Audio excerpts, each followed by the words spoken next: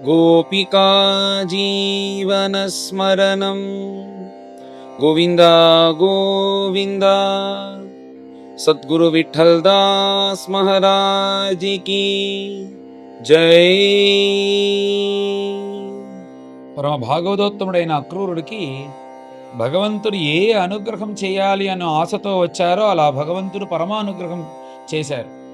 అక్రూరు వచ్చిన తర్వాత అక్రూర అని పిలిచి అక్రూరుని ఆలింగనం చేసుకుని అక్రూరుడికి పరమానందాన్ని ఇచ్చి అక్రూరుడితో పాటు భోజనం చేసి ఇలా అందరూ కూర్చొని ఉండేటప్పుడు అక్రూరుడి దగ్గర భగవంతుడు మాట్లాడడానికి వచ్చారు. అప్పుడు అక్రూరులు తలుచుకున్నారు, కిమలభ్యం భగవతి ప్రసన్నే శ్రేణికేతనే అంటూ అక్రూరు ఏం తలుచుకున్నారంటే, ఎంత భాగ్యం నాకు ఈ ప్రపంచంలో.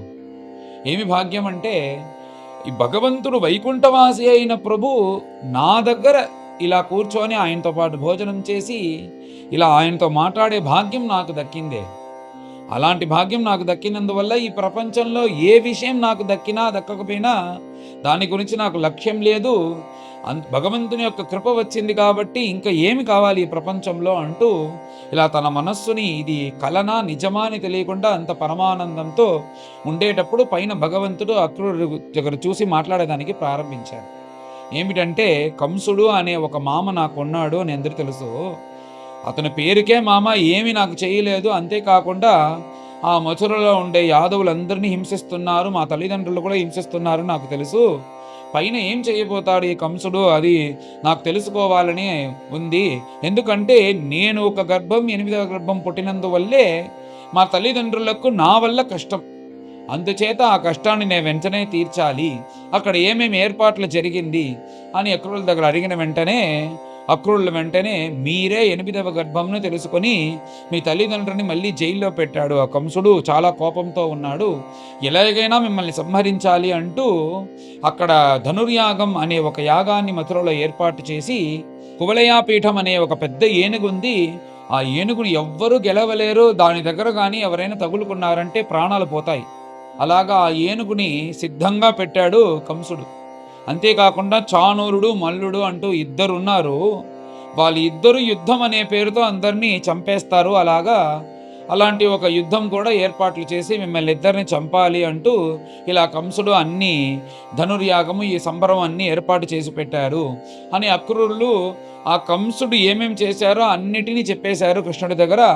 అందుచేత మీరు దీనన్నిటికీ సిద్ధంగా ఉండాలి అనేలాగా కృష్ణుడు చెప్పిన వెంటనే నన్ను సంహరించిపోతాడు ఆ కంసుడు, ఎవరు సంహరిస్తారని చూస్తామని చెప్పి పైన బలరామస్వామి దగ్గర తన తండ్రిని పిలిచి అందరూ మనం బయలుదేరాలి, మథురకు పోవాలి. అందుచేత మీరు ఒక అనౌన్స్మెంట్ లాగా చెయ్యండి బృందావనంలో. ఏమిటంటే, అందరూ వాళ్ళ యొక్క పాలు పెరుగు వెన్న ఇవన్నీ తీసుకొని కప్పం కట్టేలాగా కంసుని వెళ్ళి చూసేదానికి వెళ్తాము.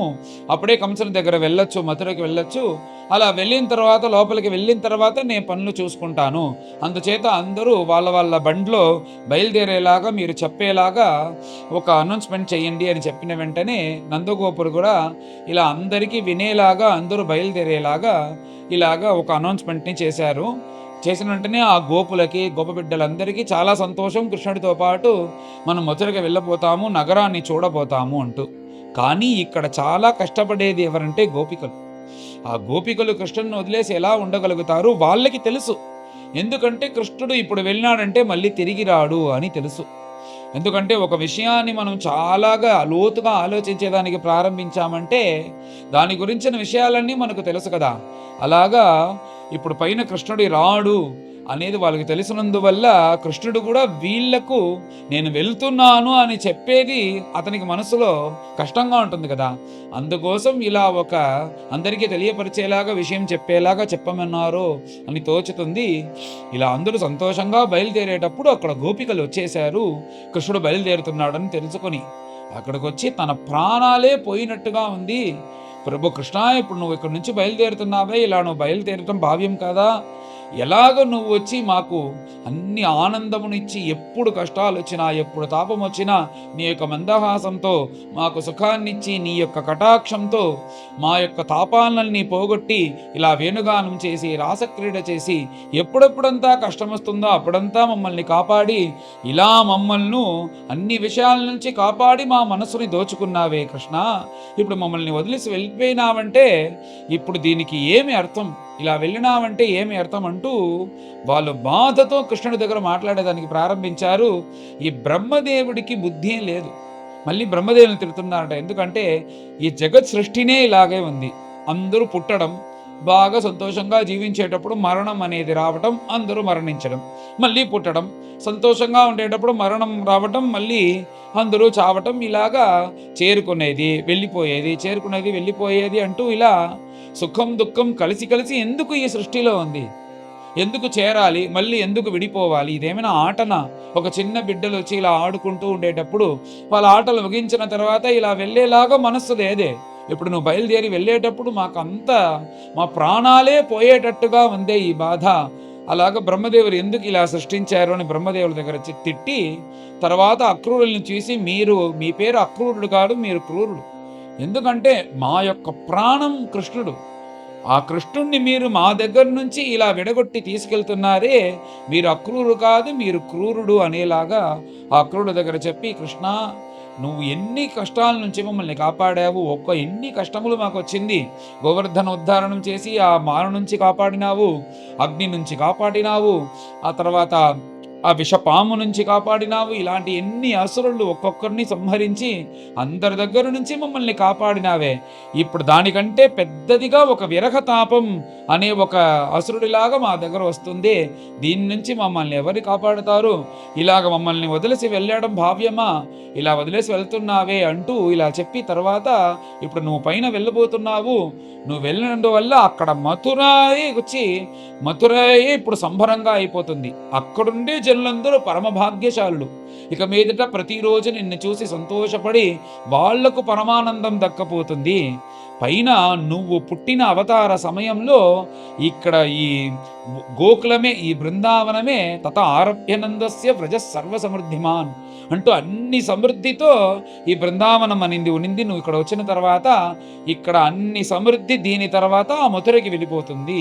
ఎందుకంటే నువ్వు అక్కడికి వెళ్ళిపోతున్నావు కదా, నువ్వు వెళ్తే నీతో పాటు మహాలక్ష్మి కూడా వచ్చేస్తుంది. ఇలాగ మమ్మల్ని ఇలా శోకసారములో దింపేసి నువ్వు ఇలా వెళ్తున్నావే, ఇది భావ్యమా? మా ప్రాణాల సహితం నీతో పాటు వచ్చేలాగా ఉంది, మమ్మల్ని కూడా తీసుకెళ్ళు, నువ్వు ఇక్కడి నుంచి వెళ్ళొద్దు కృష్ణ, ఇక్కడి నుంచి వెళ్ళొద్దు కృష్ణ అంటూ ఇలా గోపికలు కృష్ణుని బతిమలాడుతున్నారు. ఇది గోపికల యొక్క విరహం. గోపికలు పైన ఆ భగవంతుని చూసి, ఇతడు ఏదో 2 చెట్లు చాలు, కృష్ణుడు ఒక మనుష్యుడిలాగా మేము వచ్చి చూసి ఈయన పైన ఆశ పెట్టలేదు, ఇతడు సర్వాంతర్యామి కృష్ణుడిని మాకు తెలుసు, ఆ తెలిసే మేము భక్తి చేస్తున్నాము, అలాంటి ప్రభు అయిన కృష్ణుడు మమ్మల్ని వదిలేసి వెళ్ళడం భావ్యం కాదు అంటూ వీళ్ళ ఏడుస్తున్నారు. కానీ వాళ్ళకి తెలుస్తోంది ఇది కృష్ణుడు పైన బయలుదేరపోతారు, ఇక్కడ ఉండరు అనేది వాళ్ళకి లోపల ఒక ఇన్స్టింక్ట్ తెలుస్తుంది. అందుచేత వాళ్ళు అంటున్నారు, ఇలా ప్రకృతి కూడా మనకు అనుకూలంగా లేకుండా ఇలా మమ్మల్ని విడదీస్తుందే అంటూ, ఇలా మమ్మల్ని విడదీచే ఈ అక్రూరుడు ఇతను తప్పకుండా క్రూరుడే అంటూ, కృష్ణుడు ఏమీ మాట్లాడకుండా ఇలా బయలుదేరుతున్నాడే అంటూ ఇలా గోపికలు చాలా బాధతో విసర్జలజ్జాం రురుదుస్మసస్పనం గోవింద దామోదర మాధవ ఇది, అలాగ తన యొక్క సిగ్గు అన్ని వదిలేసి, గోవింద దామోదర మాధవ మమ్మల్ని వదిలేసి వెళ్తున్నావే, ఇలా వెళ్ళేది భావ్యం కాదు అంటూ ఇలా గోపికలు ఏడుస్తున్నారు. భగవంతుడు ఆ గోపికలకు బదులు చెప్పేదానికి మనస్సు రాలేదు. ఎలాగైతే వెళ్ళాలి, అవతార పనులన్నీ ఉన్నాయి పైన, అలా భగవంతుడు కూడా ఇలా బాధతో ఆ రథంలో కూర్చొని ఉన్నారు. ఏం చేసేది, ఏం చెప్పాలని తెలియక ఇలాగా గోప బిడ్డలు మిగతా వాళ్ళందరూ ఉత్సాహంగా బయలుదేరుతున్నారు. గోపికలు ఇలా ఏడుస్తూ ఉండేటప్పుడు కృష్ణుడు కూడా ఇలా బయలుదేరిపోయాడే, ఏం చెప్పలేదే అంటూ ఇలా చూస్తూ ఉండేటప్పుడు తన రథాన్ని నిలిపి ఆ గోపికల్ని పిలిచి ఇలా తన యొక్క కటాక్షం పైన వాళ్ళకి వేసిన వెంటనే ఇప్పుడు కొంచెం మనసు ఇప్పుడే కొంచెం సమాధానం అవుతుంది. తర్వాత మీరు ఇలా నాతో పాటు అన్ని చోట్లకు వచ్చేది సాధ్యం కాదు, నేను చేసిన లీలలన్నిటినీ మీరు స్మరించుకొని మీరు జీవన దశతో ఉండి మీరు నన్ను స్మరిస్తూ ఉంటే నన్ను వచ్చి చేరుకోవచ్చు. నేను మళ్ళీ ఎప్పుడు వస్తాను అనేది నేను చెప్పి పంపిస్తాను అంటూ భగవంతుడు అన్నారు. అంటే తెలిసిపోయింది వెంటనే రారు అని. అది గోపికలకు ముందే తెలుసు, దీనికి పైన భగవంతుడు ఇక్కడ రారు అంటూ. ఇలా భగవంతుడు పిలిచి మాట్లాడిన వెంటనే వాళ్ళ మనస్సు అనేది సమాధానం అవుతుంది. కానీ ఒక ఆశ, ఎలాగైనా కృష్ణుడు మళ్ళీ తిరిగి వచ్చేస్తాడా అని చూస్తూ ఉండేటప్పుడు ఆ కింద ఉండే దుమ్మంతా పైకి వెళ్తుందంట. ఆ రథంలో వెళ్ళేటప్పుడు చూస్తూ ఉండేటప్పుడు ఆ రథంతో పాటు వాళ్ళ మనస్సు కూడా కృష్ణుడితో వెళ్ళిపోయింది అంటూ. తర్వాత వాళ్ళు ఈ దుఃఖం నుంచి బయటకు వచ్చేదానికి ముందు కృష్ణుడు అన్నాడు కదా, ఏమన్నారు కృష్ణుడు? ఏమన్నారంటే, నాతో పాటు ఎప్పుడు ఉండేది సాధ్యం కాదు, దీనివల్ల మీకు కష్టమే వస్తుంది. నన్ను అనుభవించాలి, నా గుణములను, నా యొక్క స్వరూపాన్ని ధ్యానం చేసి ఇలా నన్ను స్మరణతో ఉన్నారంటే మీకు అది ఆనందాన్ని ఇస్తుంది అని చెప్పారు కదా. అలాగా ఇలా చెప్పింది వాళ్ళు గుర్తుపెట్టుకొని అలా గోపికలు భగవంతుని యొక్క చేష్టలు వీటన్నింటినీ స్మరిస్తూ కొంతమంది యోగుల్లాగానే అయిపోయారు. దీనికి పైన మనకు సంసార జీవితం వద్దు అంటూ. మరికొంతమంది అయితే దీన్ని స్మరిస్తూ వాళ్ళకి ఎప్పుడు చూసినా అక్కడ కృష్ణుడు వేణువాద్యం వాయించేలాగా, భగవంతుడు ఇలా ఆవులతో పాటు వచ్చేలాగా, ఇలా విషయములన్నీ వాళ్ళకి ఇలా స్మరణగా వస్తుంది. ఆ స్మరణతో పాటు ఇలా జీవిస్తూ ఈ దుఃఖం నుంచి బయటికి వచ్చారు అంటూ బ్రహ్మనిష్ఠులు ఈ గోపికల యొక్క వాళ్ళ యొక్క స్థితిని వర్ణించారు. ఈ అధ్యాయం చెప్పేటప్పుడు మనసే చాలా బాధగా ఉంది. ఎలాగా ఇంత ఆశ పెట్టిన గోపికల్ని వదిలేసి భగవంతుడు వెళ్తున్నారు అని. కానీ పైన అవతార కార్యం అనేది చెయ్యాలి కదా, ఇందుచేత భగవంతుడు వెళ్తున్నాడు. అది కారణం ఏదో భగవంతునికే తెలుసు. అలాగ భగవంతుడు బయలుదేరారు. ఇలా అక్రూరుడితో పాటు బయలుదేరుతూ వస్తూ ఉండేటప్పుడు ఆ బలరామస్వామి కృష్ణుడు అక్రూరుడు రథంలో వస్తూ ఉండేటప్పుడు అక్కడ మంచి యమున బాగా ప్రవాహంగా వెళుతోంది. ఆ యమునలో స్నానం చేయాలి అంటూ అక్రూరులు, నేను వెళ్ళి స్నానం చేస్తాను, ఇక్కడ ప్రవాహంగా ఉంది, మీరిద్దరూ దిగకండి అని చెప్పేసి వెళ్ళారంట. ఈ యమునలో 11 సంవత్సరములుగా స్నానం చేస్తూ ఉండే వాళ్ళ దగ్గర చూసి దిగకండి అని చెప్పారు. సరే పెద్దలు అన్నారు కదా అంటూ ఇద్దరు బలరామస్వామి కృష్ణుడు రథంలోనే కూర్చొని ఉన్నారు. అలా అక్రూరుడు వెళ్ళి శాస్త్రోక్తంగా యథోక్తంగా మాధ్యాహ్నిక స్నానం చేసేలాగా సంకల్పం అంతా చేసుకొని సర్వ పాపమును పోవాలి అంటూ యమునలో స్నానం చేసి ఇలా ఒకసారి ముంగారు. ముంగి లేస్తే అక్కడ కృష్ణుడు బలరాముడు ఉండేలాగా తోచింది. మన రథంలోనే కదా ఉండబడినాము, వీరు ఇక్కడ ఉన్నారా అంటూ ఇక్కడ చూస్తూ మళ్ళీ రథంలో చూస్తే అక్కడ ఉన్నారంట, మళ్ళీ ఇక్కడ చూస్తే లేదు. మనకే నిన్నటి నుంచి వీళ్ళు చూసిన ఆశతో భ్రమలాగా ఇక్కడ అన్ని చోట్లు ఉండేలాగా తోచుతుంది అంటూ మళ్ళీ ఒకసారి ముంగిన వెంటనే ఆ యమున లోపల ఆ అక్రూరుడికి ఒక దర్శనం, అద్భుతమైన దర్శనం. ఏమిటంటే క్షీరాబ్ధి. ఆ క్షీరాబ్ధిలో నీలాంబరధరుడిగా సంకర్షణమూర్తిగా ఆదిశేషుడు బలరామస్వామి ఆదిశేష రూపంతో ఇలా పెద్ద పాముగాగా సహస్ర తలతో ఉన్నారు. దానికి పైన సాక్షాత్ వైకుంఠవాసి చతుర్భుజంతో పనుకొన్నారు. శంఖం చక్ర గదా పద్మములతో, తర్వాత కిరీటం, తర్వాత విస్తారమైన పాలం, కస్తూరి తిలకం, తర్వాత పెద్ద కళ్ళు, విస్తారమైన కళ్ళు, అందమైన ముక్కు, మందహాసమైన ప్రభువుల యొక్క ముఖం, ప్రభువుల యొక్క వాక్కు, తర్వాత మకర కుండలం, అద్భుతమైన కంఠం, దాంట్లో కౌస్తుభం, తర్వాత వక్షస్థలంలో మహాలక్ష్మి, విస్తారమైన భుజములు, చతుర్భుజం, పీతాంబరధరం, భగవంతుని యొక్క నాభి, తర్వాత శ్రీదేవి పాదసేవ చేసుకుంటూ ఉపనిషత్తంతా దివ్య సుందరులుగా మారి చామరం వీస్తూ వేదమంతా స్తోత్రం చేసి భాగవతులందరూ గానం చేసేలాగా, విష్ణు పార్షదంతులు సేవ చేసేలాగా ఒక అద్భుతమైన రూపాన్ని ఆ యమునలోనే అక్రూరులు చూశారు. పరమ ఆనందమంట ఆ వైకుంఠ రూపంతో చూసిన వెంటనే. ఆ వైకుంఠ రూపంతో చూసిన ఆ భగవంతుణ్ణి అలా స్నానం చేస్తూనే స్తోత్రం చెయ్యాలి అంటూ ఆ స్తోత్రాన్ని ప్రారంభించారు. ఆ స్తోత్రం అనేది వచ్చే అధ్యాయంలో వస్తుంది. ఇలా భగవంతుడు ఆ బృందావనంలో తన లీలంతా ముగించుకొని పైన అవతార కార్యం కోసం మథుర, ద్వారక, హస్తినాపురం ఇవన్నీ వెళ్తున్నారు అనేది అధ్యాయం. ఇక్కడ నుంచి గోపికలు వచ్చి బయలుదేరారు అనేది అధ్యాయం. పైన అందరం కలిసి అధ్యాయాన్ని పారాయణం చేస్తాం. अचैकोनचत्वारिंशोऽध्यायः श्रीशुकोवाच सुकोपविष्टः पर्यङ्के रामकृष्णोरुमानितः लेभे मनोरथान् सर्वान् पथियान् सचकारः। किमलभ्यं भगवती प्रसन्ने श्रीनिकेतने, तथापि तत्परा राजन् न हि वाञ्छन्ति किञ्चन। सायं तनाशनं कृत्वा भगवान् देवकीसुतः सुहृत्सुवृत्तं कंसस्य पप्रच्छ अन्यत् चिकीर्षितं। भगवानुवाच तात सौम्य आगतः कच्चित्, स्वागतं भद्रमस्तु वः। अपि स्वज्ञातिबन्धूनाम् अनमीव मनामयम्, किं नुनः कुशलं पृच्छे एधमाने कुलामये। कंसे मातुलनाम्यङ्ग स्वानां नस्तत्प्रजासु च, अहो अस्मदभूद्भूरि पित्रोः वृजिनमार्ययोः। यद्धेतोः पुत्रमरणं, यद्धेतोः बन्धनं तयोः, दिष्ट्याद्यदर्शनं स्वानां मह्यं वः सौम्यकाङ्क्षितं। सञ्जातं वर्ण्यतां तात तवागमनकारणम्। श्रीशुक उवाच पृष्टो भगवता सर्वं वर्णयामास माधवः। वैरानुबन्धं यदुषु वसुदेववधोद्यमं, यत्सन्देशो यदर्थं वा दूतः सम्प्रेषितः स्वयं।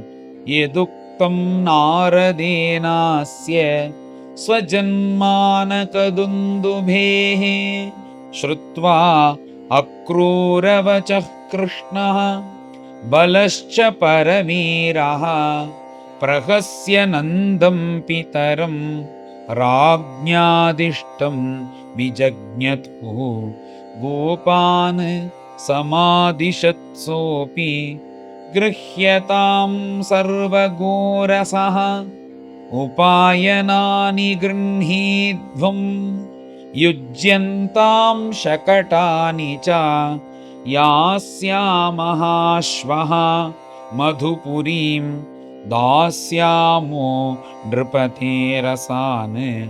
द्रक्ष्यामः सुमहत्पर्व यान्ति जानपदाः किल। एवमाघोषयत् क्षत्रा नन्दगोपस्वगोकुले, गोप्यस्ताः तदुपश्रुत्य बभूवुः व्यथिता भृशम्। रामकृष्णौ पुरीं नेतुम् अक्रूरं व्रजम् आगतम्। काश्चित् तद् कृतहृत्ताप श्वासम्म्लानमुखश्रियः। स्रंसत् दुकूलवलय केशग्रन्थ्यश्च काश्चन। अन्याश्च तदनुध्यान निवृत्ताशेषवृत्तयः। नाभ्यजानन् इमं लोकम् आत्मलोकं गता इव। स्मरन्त्यश्च अपराशौरेः अनुरागस्मितेरिताः। हृदि स्पृशः चित्रपदाः गिरः सम्मुहुः स्त्रियः।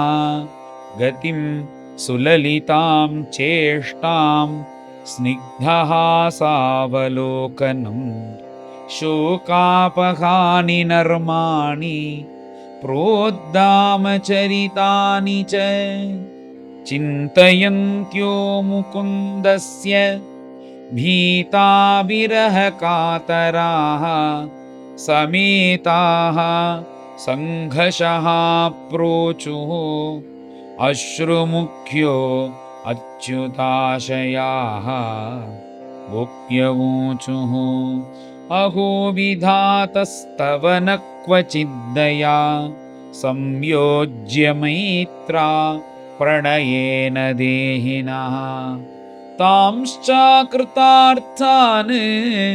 वियुनङ्क्ष्यपार्थकं विक्रीडितं तेर्भक चेष्टितं यथा यस्त्वं प्रदर्श्य असितकुन्तलावृतं मुकुन्दवक्त्रं सुखपोलमुन्नसम् शोकापनोदस्मितलेशसुन्दरं करोषि पारोक्ष्यमसाधु ते कृतं क्रूरस्त्वम् अक्रूरसमाख्ययास्मनः चक्षुर्हि दत्तं हरसे बताज्ञवत् येनैकदेशे अखिलसर्गसौष्ठवं त्वदीयमद्राक्ष्म वयं मधुद्विषः ननन्दसूनुः क्षणभङ्गसौहृदः समीक्षते नः स्वकृतातुराबत विहाय गेहान् स्वजनान् सुतान् पतीन् तद्दास्यमद्धोपगता नवप्रियः सुखं प्रभाता रजनीयमाशिषः सत्या बभूवुः पुरयोषितां ध्रुवम् याः सम्प्रविष्टस्य मुखं व्रजस्पतेः पास्यन्ति अपाङ्गोत्कलितस्मितासवम् तासां मुकुन्दो मधुमञ्जुभाषितैः गृहीतचित्तः परवान्मनस्व्यपि कथं पुनर्नः प्रतियास्यते अबला ग्राम्या सलज्जस्मित विभ्रमैर्भ्रमन् अद्य ध्रुवं तत्र दृशो भविष्यते दाशार्हभोजान्धक वृष्णिसात्वताम् महोत्सवः श्रीरमणं गुणास्पदम् द्रक्ष्यन्ति ये चाध्वनि देवकीसुतम् नैतद्विधास्या करुणस्य नामभूत् अक्रूर इत्येतत् अतीव दारुणः योऽसौ अनाश्वास्य सुदुःखितं जनं प्रियात् प्रियं नेष्यति पारमध्वनः अनार्द्रधीरेश समास्थितो रथं तमन्वमी च त्वरयन्ति दुर्मदाः गोपा अनोभिः स्थविरैरुपेक्षितं दैवं च नोद्य प्रतिकूलमीहते निवारयामः समुपेत्य माधवं किं नो करिष्यन् कुलवृद्धबान्धवाः मुकुन्दसङ्गात् निमिषार्धदुस्त्यजात् दैवेन विध्वंसित दीनचेतसाम् यस्यानुरागललितस्मितवल्गुमन्त्र लीलावलोकपरिरम्भण रासगोष्ठ्यां नीतास्मनः क्षणमिव क्षणदाविनातं गोप्यः कथम् अन्वतितरेम तमो दुरन्तं योऽह्नः क्षये व्रजमनन्तसखः परीतो गोपैर्विशन् खुररजश्छुरितालकस्रक् वेणुं क्वणन् स्मितकटाक्षनिरीक्षणेन चित्तं क्षिणोति अमुमृतेनु कथं भवेम। श्रीशुक उवाच एवं ब्रुवाणा विरहातुराभृशं व्रजस्त्रियः कृष्ण विषक्तमानसाः विसृज्य लज्जां रुरुदु स्म सुस्वरं गोविन्द दामोदर माधवेति। स्त्रीणामेव रुदन्तीनाम् उदिते सवितर्यथा अक्रूरश्चोदयामास कृतमैत्रादिकोरथं भूपाः तमन्वसज्जन्त नन्दाद्याः शकटैस्ततः आदाय उपायनं भूरि कुम्भान् गोरससंभृतान् गोप्यश्च दयितं कृष्णम् अनुव्रज्य अनुरञ्जिताः प्रत्यादेशं भगवतः काङ्क्षन्त्यः च अवतस्थिरे तास्तथा तप्यतीः वीक्ष्य स्वप्रस्थाने यदुत्तमः सान्त्वयामास सप्रेमैः आयास्य इति दौत्यकैः यावत् आलक्ष्यते केतुः यावद्रेणुरथस्य च अनुप्रस्थापितात्मानः लेख्यानीवोपलक्षिताः ता निराशा निववृतुः गोविन्दविनिवर्तने विशोका अहनीनिन्युः गायन्त्यः प्रियचेष्टितं भगवानपि सम्प्राप्तः रामाक्रूरयुतो नृपा रथेन वायुवेगेन कालिन्दीमघनाशिनीं तत्रोपस्पृश्य पानीयं पीत्वा मृष्टं मणिप्रभं वृक्षषण्डमुपव्रज्य स रामो रथमाविशत् अक्रूरस्थोपामन्त्र्य निवेश्य च रथोपरि कालिन्द्या ह्रदमागत्य स्नानं विधिवत् आचरत् निमज्य तस्मिन् सलिले जपन् ब्रह्म सनातनं तावेव ददृशे अक्रूरः रामकृष्णौ समन्वितौ तौ रथस्थौ कथमिह सुतौ आनकदुन्दुभेः तर्हि स्वित् स्यन्दनेनस्त इति उन्मज्य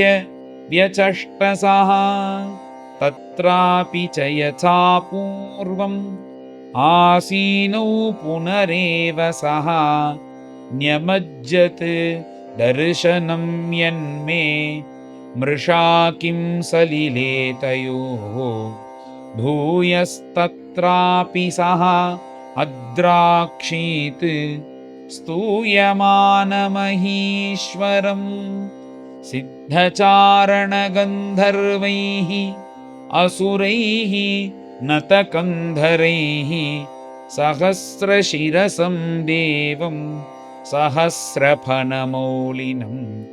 नीलाम्बरं विसश्वेतं शृङ्गैः श्वेतमिव स्थितं तस्योत्सङ्गे घनश्यामं पीतकौशेयवाससं पुरुषं चतुर्भुजं शान्तं पद्मपत्रारुणेक्षणं चारुप्रसन्नवदनं चारुहासनिरीक्षणं शुभ्रोन्नसं चारुकर्णं सुकपोलारुणाधरं प्रलम्बपीवरभुजं तुङ्गां सोरस्थलश्रियं कम्बुकण्ठं निम्ननाभिं बलिमत्पल्लवोदरं बृहत्कटितटश्रोणि करभूरुद्वयान्वितं चारु जानुयुगं चारु जङ्घायुगलसंयुतं तुङ्गगुल्फारुणनख व्रातधीधितिभिः वृतम् नवाङ्गुलि अङ्गुष्ठदलैः विलसत्पादपङ्कजं सुमहार्ह मनिव्रात किरीटकटकाङ्गदैः कटिसूत्रब्रह्मसूत्र हारनूपुरकुण्डलैः भ्राजमानं पद्मकरं शङ्खचक्रगदाधरं श्रीवत्सवक्षसम्भ्राजत् कौस्तुभं वनमालिनं सुनन्दनन्दप्रमुखैः पार्षदैः सनकादिभिः सुरेशैः ब्रह्मरुद्राद्यैः नवभिश्च द्विजोत्तमैः प्रह्लादनारद वसुप्रमुखैः भागवतोत्तमैः स्तूयमानं पृथग्भावैः वचोभिः अमलात्मभिः श्रिया पुष्ट्या गिराकान्त्या कीर्त्या तुष्ट्येययोर्जया विद्यया अविद्यया शक्त्या मायया च निषेवितं विलोक्य सुभृशं प्रीतः भक्त्या परमयायुतः हृष्यत्तनूरुहो भाव परिक्लिन्न आत्मलोचनः गिरा गद्गदयास्तौषीत् सत्त्वमालम्ब्य सात्वतः प्रणम्य मूर्ध्नावहितः कृताञ्जलिपुटः शनैः। श्रीहरये नमः, श्रीहरये नमः। श्रीमद्भागवते महापुराणे पारमहंस्यां संहितायां दशमस्कन्धे पूर्वार्धे अक्रूरप्रतियाने 39 गोपिका जीवनस्मरणं गोविन्द गोविन्द। सद्गुरु विठ्ठलदास महाराज की जय।